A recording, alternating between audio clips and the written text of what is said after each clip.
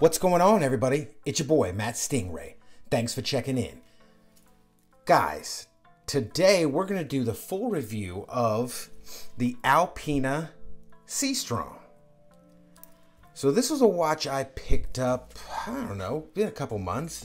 You know, I normally do the unboxing. I did do an unboxing of this one, and I'll put a link to that down below in the description. And, you know, I've been rocking it for a month or so, and now it's time for the full review. So we are going to take a look at this pretty cool but kind of quirky watch. So let's get into the specs and features of this watch.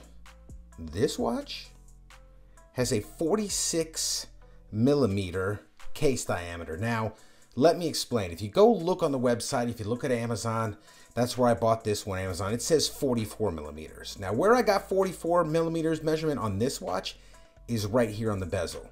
It measures almost exactly 44 millimeters on the bezel. So I think that's probably where they're measuring it from, which kind of makes sense because it only measures 46 when you're measuring these little parts of the case that jut out, which you could kind of see. It's kind of got a weird case shape with this little bump out thing right there. I don't know what the deal with that is. I can't figure that out. I don't know, but that's where you're getting the 46. And everywhere I've looked on their website, on Amazon, they're saying 44, and that's to the bezel. So it is 13 millimeters thick. I think it actually measured like 12.8 something, but you know how I do, round up, 13 millimeters. 13 millimeters thick, is 50 millimeter lug to lug, and it has a 22 millimeter lug width. This watch is powered by an Alpina caliber AL247 quartz GMT. And as you can see, there is the GMT hand right there. It has, this watch is made of entirely of stainless steel, although it looks like titanium. And guys, I gotta say, this is one of the rubs I have with this watch, or not so much this watch, but more the marketing on this watch. When I saw it on Amazon, it said quartz GMT diver titanium for like $442. I said, holy, a titanium watch for $442, Alpina, all this guy, boom, bought it. Okay, shows up and I'm like, man, this is kind of heavy. You can see in the unboxing of it, or I leave a little disclaimer at the top, it is not titanium, gents. It is titanium PVD coated, but it definitely is stainless steel. I don't know if that's a little bit of deceptive marketing. I don't know if it's a mistake on their part, but it kind of, they need to fix that. They need to state that this is a stainless steel watch covered in a titanium colored PVD coating. That's just me, because I still dig the watch, but I'm not as excited about it. I would have been much more excited had it been real titanium. Then it probably would have been double the price. So that makes sense. I probably should have used my brain a little bit and said, wait a minute, why is it that cheap? Although sometimes they just blow watches out cheap, man. So I thought maybe that's what the deal was. It has a signed screw down crown at the 3 o'clock position. And one thing I will note, this is Alpina's little logo, little red triangle is their logo. It's perfectly aligned, and that's completely screwed down tight and everything.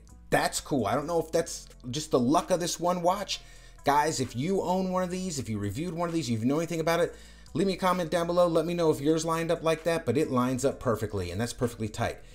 It is 9 millimeters in diameter, so it's a big, easy crown to grab a hold of, okay? It's flanked by a couple of very low crown guards, and it's kind of interesting that it has this little rubber piece in there for grip. Does it add grip? Not too much, but it's interesting the way they approach that. It's kind of cool. This has a 120 click unidirectional bezel. I do not know if the bezel insert is aluminum or steel. I've seen some say steel, some say aluminum. I don't know what the insert material is made out of. I really don't, but it's kind of funky in the fact that look at where it doesn't have, it only has like coin edge traction in certain spots, followed by smooth spot, and then traction, smooth spot. It does that all the way around. So if you grab it on this, you're like, man, they could have just gone all the way around. I think maybe the people that were designing this watch were trying to get a little funky with it, trying to mix it up a bit, which I can respect, but it takes away from the functionality.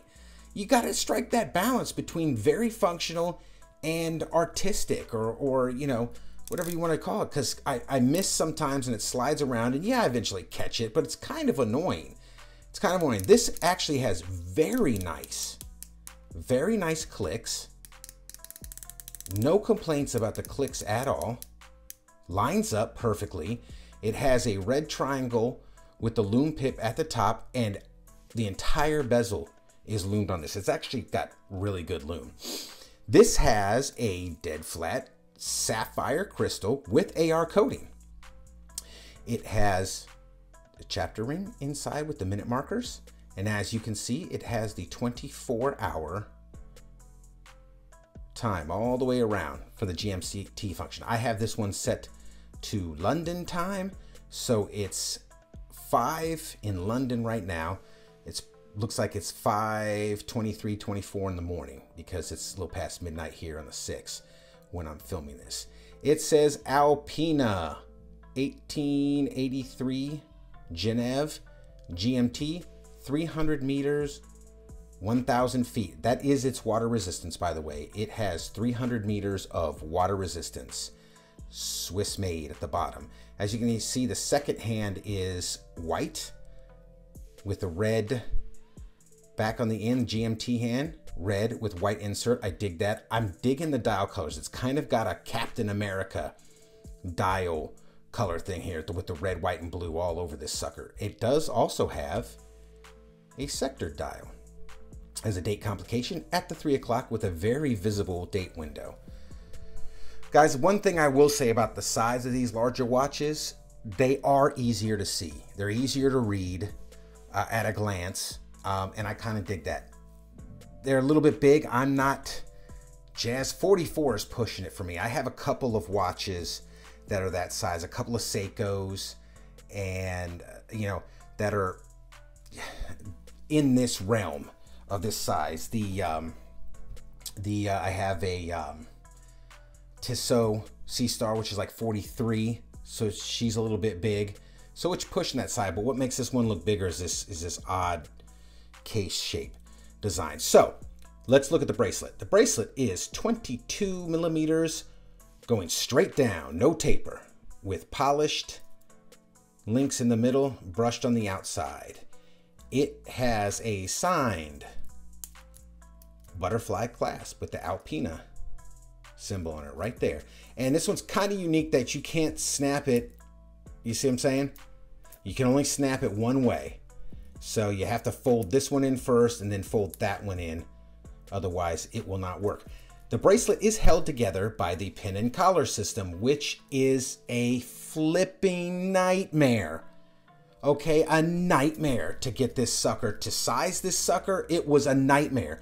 This little plastic tool pusher thing I got around here for the bracelet, you screw it down and all that kind of jazz. Oh, it's right here. These little things right here, whoa, buddy, no way. That's a no-go. You got to bust out the little hammer, the punches, and beat those suckers out with a hammer. It's insane. So I have no worries, absolutely no worries that this bracelet will ever come apart at the pins. It's nuts. It really is. So this does have a signed screw-down case back with that Alpina symbol, which strangely resembles a Maserati symbol, but it's kind of cool. Little mountains with the Alpina name etched in there. 1883 Genève, Swiss made, 30 atmospheres. believe that's the model number, AL247X40. That's probably the movement. Alpina Seastrong Diver. So, what is my final verdict on this watch? This watch is pretty cool. There are a lot of things I dig about this watch. Like I said, easy to read at a glance. I do wear this one in the pool a lot because it's easy to see, because it has 300 meters of water resistance, because it's a quartz and I only paid $400 for it. I guess it's pretty accurate. How can it not be? You know, the loom is really good, and we'll go ahead and we'll get a loom shot. Matter of fact, let's just do that right now. Let's get this off. Hit this sucker with the light. I gotta get one of them UV lights that all the cool YouTubers are using. Watch YouTubers to get it so the loom be kicking like Bruce Lee. All right, let's see what we got here. Yeah, so there you go, guys. That is actually very nice. It's really nice loom. Spin her on around. See if I can hit that. Yeah, skipped over it because it's only a dot. That might be in the center. But yeah, look, so it's adequate loom. It looks like the dial might already start to be fading, but it's cool anyway. Not the best, not the worst I've seen. It's actually not bad at night when it's sitting there chilling in the watch box. It's adequate enough. What don't I like about it? I don't like the grip. There's hardly any coin edge serrations here. I don't like the spaces in between that. I don't dig that. Not a super fan of the, like, this very squared off industrial style case thing. It's, yeah, take it or leave it. This is not a bad dimension here. That width. All in all, it's a unique watch. It's okay. I mean, I'll keep rocking it. It's very utilitarian, but it's just not great. You know what I mean? It's okay, but it's not great. The biggest disappointment for me was that it was not titanium when I bought this sucker. That kind of bothered me a lot. And it's not the watch's fault. They made it that way, but it is Amazon and some of these other, and Alpina and some of the other places that sell these for not saying, look, titanium colored PVD coating. It is a stainless steel watch. So let's see what it looks like on the wrist. But before we do that, what am I rocking today? Today I am rocking my San Martin Panda Dial chronograph. This is very cool watch, actually. I did cut the AR coating there, did an unboxing of this, and I'll put a link to that down below. Very cool, man, very cool. Go check that out. I'm really actually liking this watch. So let's see what the Seastrong looks like on the wrist. Remember, you got to put this one down first before you fold over this one. Kind of weird. Yeah, so there it is, guys. It's like I said, a little big, a little beefy, hanging out in that early 2000s big watch area, but not bad. I mean, one of the benefits of it being a bigger watch is it's easier to read. And with everything being such bright white, contrasted against that blue dial and the red, it's really easy to read. It's not bad looking either. So guys, if you like this type of content, please like and subscribe. Leave a comment down below. And as always, rock that watch.